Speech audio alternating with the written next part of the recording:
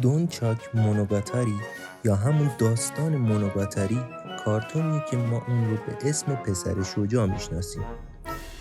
این مجموعه اولین بار در سال 1975 بود که از کانال 12 توکیو پخش شد.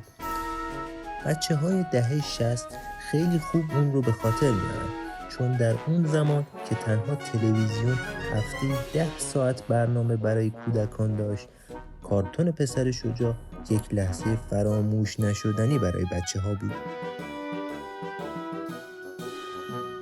تهیه کننده ژاپنی اون ابتدا 26 قسمت از این انیمیشن رو تهیه کرد، ولی وقتی موفقیت بالای اونو دید تصمیم به تولید 73 قسمت دیگه گرفت.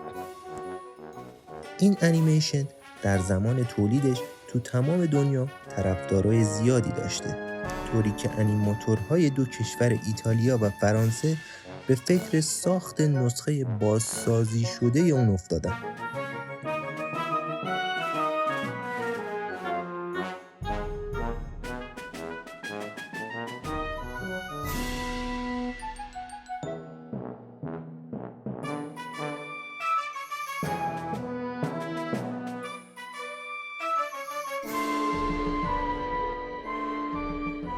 جالبه بدونید اسم شخصیت هایی که ما اونها رو در نسخه دوبله شده شنیدیم با نام اصلیشون متفاوت بوده.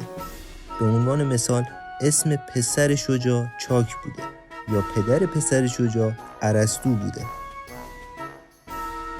در آخر اگه به این شکل ویدیو علاقه‌مندید به کانال ما سر بزنید و نقاشی های نوستالژی دیگه ما رو ببینید.